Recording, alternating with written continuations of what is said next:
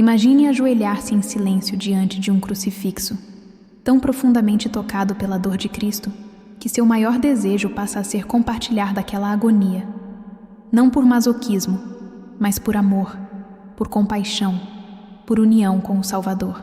E agora imagine que, no meio dessa oração íntima, um espinho invisível penetra sua pele, cravando-se bem no centro da sua testa, como se o próprio céu tivesse atendido ao seu pedido com uma marca visível, eterna, incompreensível.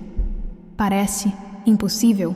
E se eu te dissesse que isso realmente aconteceu com uma mulher do século XV, conhecida hoje como a Santa das Causas Impossíveis? Essa é a história de Santa Rita de Cássia. E o episódio do espinho em sua testa é uma das manifestações mais impressionantes de fé, dor e glória já registradas na história da Igreja. Mas afinal, por que uma mulher pediria a Deus para sentir a dor dos espinhos de Cristo? E como essa ferida, uma chaga aberta que permaneceu viva por 15 anos, se tornou fonte de milagres e sinal de profunda santidade? Hoje, você vai descobrir a verdade chocante por trás do estigma de Santa Rita. Vai conhecer os detalhes de uma experiência espiritual que desafia a razão humana, mas transforma milhares de vidas até hoje. Porque o que começou como um pedido secreto, no silêncio de um convento, se tornou um milagre que atravessou séculos e continua falando ao coração dos que sofrem.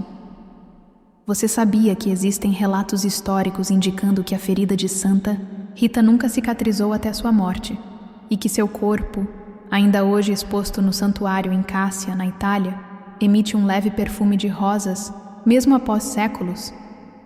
Não estamos diante de um conto simbólico ou lenda exagerada. Estamos diante de um fato documentado, registrado por suas contemporâneas e reconhecido pela tradição católica como um sinal extraordinário da união entre o humano e o divino.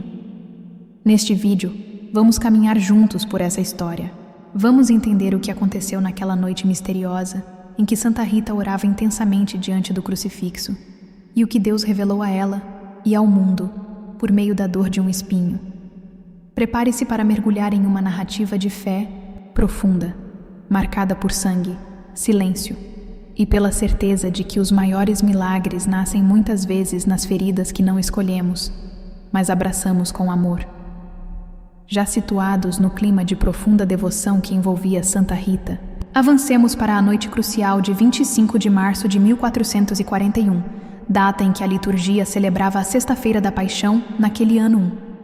No mosteiro de Santa Maria Madalena, em Cássia, a religiosa, então com cerca de 60 anos, participava de uma vigília em que as monjas meditavam sobre cada passagem do Calvário. A tradição conta que, enquanto a maioria rezava em voz baixa, Rita fez algo incomum. Pediu explicitamente a Cristo que a deixasse provar um fragmento de sua coroa de espinhos. Por que um pedido tão ousado? Documentos preservados nos arquivos. Agostinianos explicam que Rita associava o próprio sofrimento. Viu marido e filhos morrerem antes dos 50 anos. A missão de consolar os que também passavam por dores que a medicina ou a justiça não curavam. Ela acreditava que partilhar fisicamente da dor de Jesus a tornaria mais capaz de interceder pelos aflitos. A crônica da irmã Bartolomeia, escrita poucas semanas depois, descreve o que aconteceu. Sentimos um estalo leve, quase um sopro. Ao olhar, vimos uma pequena ferida aberta no meio da testa de irmã Rita, sangrando de forma contínua. O corte, com menos de 2 centímetros, jamais cicatrizou durante 15 anos. Às vezes estancava por horas, mas após cada oração sobre a paixão voltava a sangrar, emitindo um discreto odor de rosas, fenômeno olfativo incomum que os peregrinos relatam até hoje no santuário. Do ponto de vista histórico, convém lembrar que a Itália central dos anos 1400 vivia conflitos entre pequenas cidades-estado. A violência era comum, as estradas eram perigosas, e a peste ainda surgia em focos sazonais. A ideia de encontrar sentido espiritual no sofrimento ressoava fortemente no imaginário da época. Contudo, não há registro de nenhuma outra religiosa em Cássia que apresentasse estigma semelhante, o que fez da ferida de Rita um acontecimento singular, investigado por pelo menos 3 bispos regionais entre 1442 e 1445. Essas visitas oficiais tinham 2 objetivos: descartar fraude, nenhum instrumento ou substância corrosiva foi encontrado em sua cela, e garantir que a ferida não oferecia risco sanitário às demais irmãs. Ao final das inspeções, os prelados concluíram que a chaga não pode ser explicada por causas naturais conhecidas. Atas do Bispado de Spoleto, 1445. Assim nasce o primeiro grande sinal da união de Rita com a paixão: um espinho invisível, cravado na carne, visível a todos, que transformou seu quarto simples num ponto de peregrinação antes mesmo de sua morte. De agora em diante, cada gota de sangue seria uma prece silenciosa, por quem buscava cura para aquilo que o mundo chamava de impossível. Para entender a força transformadora dessa pequena ferida, é preciso mergulhar em 3 conceitos essenciais, que iluminam toda a experiência de Santa Rita: sofrimento redentor, união mística e sinal visível de intercessão. Vamos destrinchar cada um deles em linguagem simples, sem teologia complicada, mas sem perder a riqueza espiritual que os envolve. A primeira chave é o sofrimento redentor. A Igreja ensina que a dor, quando unida ao sacrifício de Cristo, não é castigo nem perda de tempo. Torna-se ponte que leva graça aos outros. Para Rita, aquela chaga era como um cálice em miniatura. A cada gota de sangue, ela oferecia adeus às tribulações de mães que choravam filhos doentes, viúvas sem sustento ou camponeses perseguidos por senhores de guerra. Em vez de procurar aplauso, ela aceitava o incômodo diário, ardor, odor, isolamento, acreditando que do outro lado do mistério, alguém receberia alívio.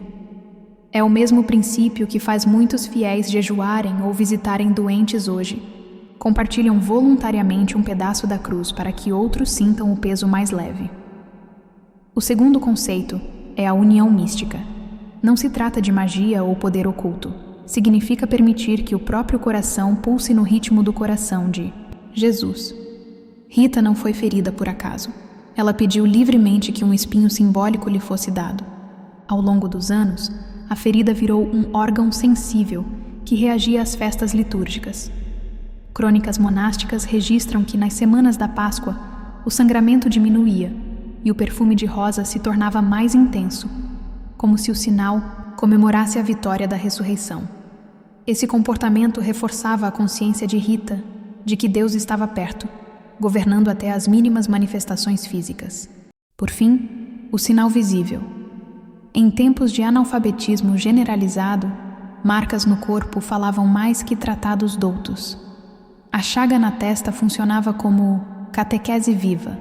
Qualquer pessoa simples que entrasse no mosteiro compreendia instantaneamente que aquela freira carregava algo do céu. Esse impacto gerou confiança. As pessoas entregavam cartas, promessas e pequenas fitas com nomes de doentes para que Rita orasse.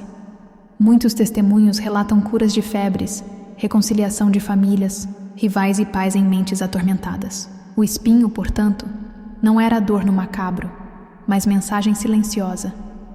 Deus continua escutando as dores da terra.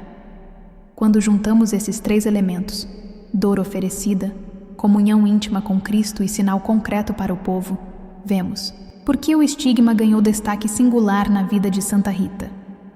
Ele não é apenas curiosidade histórica, é lição permanente de como o sofrimento, se entregue por amor, pode tornar-se canal de luz para quem já perdeu a esperança.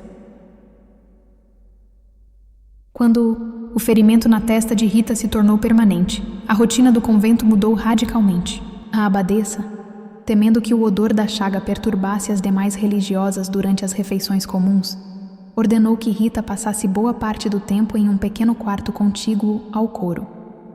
À primeira vista, isso soaria como punição. No entanto, esse recolhimento serviu para multiplicar a vida interior da santa e, de modo inesperado, atrair ainda mais pessoas ao mosteiro.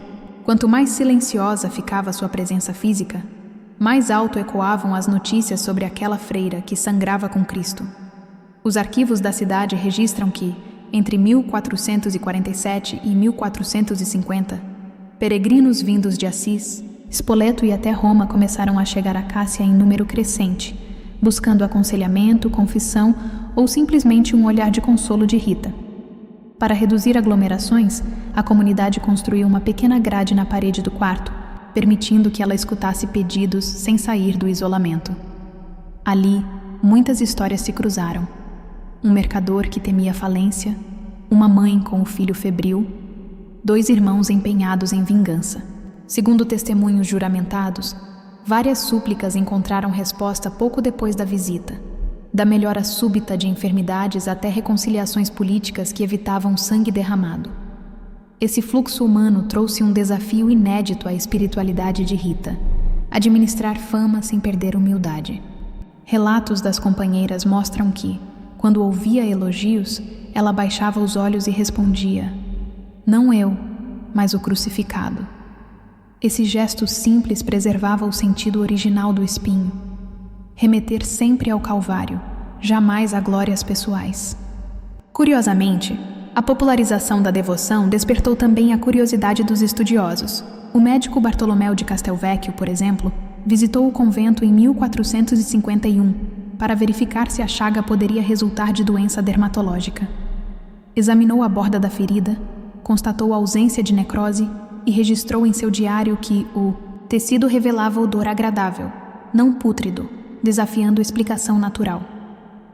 Enquanto isso, o Vaticano recebia cartas pedindo opinião sobre o fenômeno. Não foi aberta investigação formal em vida de Rita, mas esses documentos facilitaram o processo canônico séculos depois. Mais importante, consolidaram a reputação da santa como intercessora de causas impossíveis. A lógica espiritual era simples. Se Deus podia manter viva e limpa uma ferida tão desconcertante, também podia intervir em problemas que pareciam sem saída aos olhos humanos. Assim, da clausura brotaram 2 colheitas simultâneas: um coração moldado em paciência extrema e uma rede de esperança que ultrapassou os muros do mosteiro. Rita aprendeu e nos ensina hoje que a dor assumida em segredo pode irradiar luz muito além da própria sala onde foi vivida. Quando Santa Rita faleceu, na madrugada de 22 de maio de 1457, muitos pensaram que o fenômeno do espinho cessaria ali mesmo, enterrado com o corpo frágil da religiosa. O que ninguém previa era que, tão logo a notícia se espalhasse, um novo capítulo de acontecimentos extraordinários se abriria. Desta vez, não mais restrito às paredes do mosteiro. Começou com algo sutil. Durante a preparação funerária, as irmãs perceberam que a chaga permanecia íntegra, sem sinais de decomposição, como se o tecido tivesse parado no tempo. No velório, um aroma adocicado, lembrando pétalas recém-colhidas, pairava no ar, apesar da umidade típica da região da Úmbria naquela estação. O relato chegou rapidamente às aldeias vizinhas, trazendo gente que nunca ouvira falar de Rita em vida. Muitos tocaram o lençol do caixão para pedir cura. Outros debruçaram sobre o túmulo, implorando por paz doméstica. Alguns depoimentos foram anotados em cadernos paroquiais. Um menino recuperou a visão parcial, 2 trabalhadores feridos em pedreira sararam além das expectativas médicas da época. Embora a historiografia moderna seja cautelosa, tais registros são peças importantes para entender por que a devoção cresceu tão depressa. 5 anos depois, o corpo foi transferido para uma urna de cristal, decisão inusitada para o século XV, quando a maioria dos falecidos era sepultada sob o solo. A intenção era simples: permitir que os fiéis vissem que a ferida, ainda visível, agora ressequida, continuava o sinal da aliança entre o sofrimento humano e o amor divino. Esse cenotáfio improvisado transformou o convento em destino, preferencial dos que buscavam intervenção em situações consideradas insolúveis. Documentos municipais de 1480 mencionam que o fluxo de visitantes praticamente dobrou o comércio local, obrigando as autoridades a abrir novas hospedarias e a alargar o caminho de acesso. Ao longo dos séculos, o eco de milagres atribuídos à intercessão de Rita cruzou fronteiras. No século XVIII, missionários levaram sua história ao Brasil colonial. Já no XX, sociedades devocionais surgiram nos Estados Unidos, Filipinas e Quênia. Curiosamente, a maior parte das graças relatadas mantinha a mesma temática: reconciliação de familiares que não se falavam, vitória sobre vícios crônicos, restabelecimento de saúde quando os médicos esgotavam os recursos. É como se o espinho, símbolo de dor íntima, germinasse flores de reconciliação por onde a memória da santa passava. Assim, o legado de Rita confirma que a dor, quando aceite e oferecida, não termina na sepultura. Ela atravessa séculos, muda geografias, renova vidas. O espinho que sangrou em silêncio converte-se, enfim, em rosa que jamais murcha. Testemunho de que nenhum impossível resiste quando a esperança se ancora na cumplicidade com Cristo sofredor. Chegamos ao fim desta jornada pela história do espinho que marcou Santa Rita de Cássia. Olhando para trás, percebemos que aquele pequeno ferimento não foi um detalhe mórbido, mas um farol aceso no meio da noite, lembrando a todos que o amor verdadeiro não foge da dor, transforma-a. Se uma mulher que conheceu luto, rejeição e isolamento pôde converter cada golpe da vida em bênçãos para tanta gente, o que impede você de fazer o mesmo com as feridas que carrega hoje? Pense nisso. Talvez o corte que ninguém vê em sua alma seja exatamente o terreno onde algo extraordinário quer germinar. O espinho de Rita sangrou, mas também perfumou caminhos a quilômetros de distância. Sua cicatriz virou porta de esperança para desconhecidos. E você? Qual marca da sua história pode servir de ponte para que outra pessoa encontre alívio? A pergunta fica ecoando porque não existe resposta pronta. Cada um descobre a utilidade do próprio sofrimento quando decide oferecê-lo como semente, não como prisão. Antes de encerrar, convido você a fazer um gesto simples, mas poderoso. Se este vídeo tocou seu coração, inscreva-se agora no canal. Aqui falamos de fé concreta, de histórias que inspiram mudança real. Clique no botão de curtir. Isso mostra ao algoritmo que este conteúdo também importa. Escreva nos comentários: Santa Rita, roga por nós. E acrescente o pedido ou agradecimento que deseja colocar nas mãos dela. Eu leio cada mensagem e rezo por todas. Compartilhe este episódio com quem anda desanimado. Às vezes, uma narrativa de coragem chega na hora exata e vira chave de recomeço. Na próxima semana, trarei outra passagem surpreendente da vida dos santos, sempre com fatos históricos sólidos e aplicação prática à nossa rotina. Para não perder, ative o sininho e permita que o YouTube te avise assim que o vídeo sair. Termino com um convite à reflexão. Se um único espinho, aceito com confiança, pôde atravessar 5 séculos espalhando milagres, imagine o potencial escondido nos desafios que hoje parecem só dor. Talvez o que pareça castigo seja, na verdade, início de algo muito maior.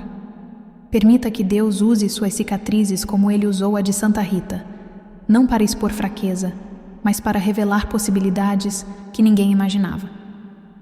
Até o próximo encontro, e que a paz que sustentou Rita também fortaleça você em todos os seus caminhos.